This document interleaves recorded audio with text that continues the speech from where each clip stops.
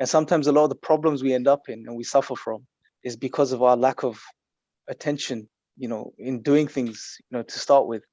And it's same with, loads of people suffer from, like, I can't feel that connection with Allah, I can't feel that spirituality. Again, it boils down to the same thing. It's like, are we present? Like when we look at Allah tells us, reflect upon nature, look at the world around you, his signs are all around you, but we can't see them. We're so desperate in finding that perfect philosophical argument that would prove Allah exists and bring us some type of validation. But I mean, how often do we, these days especially, go out and just spend some time in nature and just be present? Look at a tree, for example, and without any sort of previous baggage in our minds, any of the, stuff that may be going on, oh, evolution, or the scientist told me this, or this happened, or that happened. I mean, just don't think and just look at that tree for a second, and really let it sink in that, this is a living organism. And it has a purpose, it has benefits, it gives us oxygen, takes in carbon dioxide, etc. And just be there with what Allah has created, and that itself would lead to a deep sort of spiritual awakening in people. But we don't do it. We're so busy, like we said, worrying about the future, what's going to happen, where am I going to go tomorrow, when's my next meeting, or crying about, being depressed about what happened in the past. And we're not here. We're like right now, that's the key. It's like being here, being present. And that's what taqwa boils down to as well. What is taqwa?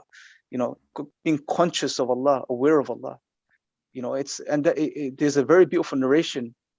I think it was Umar ibn al-Khattab who either said this or asked this question to another companion about taqwa and how he understood taqwa. And he said, it's like, when you're about to sort of traverse and go through this thorny path where there's loads of thorny bushes, and you sort of gather your clothing just to make sure when you're going through it that you don't get caught somewhere, your clothing doesn't get caught, your skin doesn't get torn.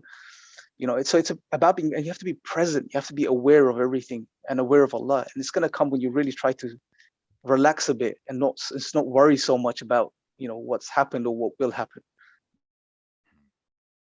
So what do you think pulls people away from taqwa?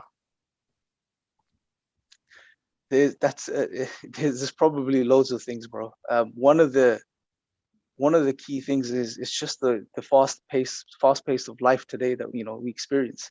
It's all about, because we got to remember the context. We live in a world which is designed in a very specific way, especially after the period of enlightenment of the 18th and 19th century. The objective that was set and given to human beings was worldly progress. It's about creating paradise on earth, as opposed to wanting to attain paradise in the hereafter. So you have to bring paradise to earth, literally, and you have to make your life as comfortable as you can, as luxurious as you can, have as much money as you can, have as many material possessions as you can, and that's what defines success. That's your purpose. Now, with that in mind, obviously, that philosophy is gonna affect even the Muslims to a certain degree, because we live in this world. We go through the same educational institutions, we experience everything else every other person experiences. So that doesn't help, because we're always thinking about, how do I, buy the next car? How do I save for this?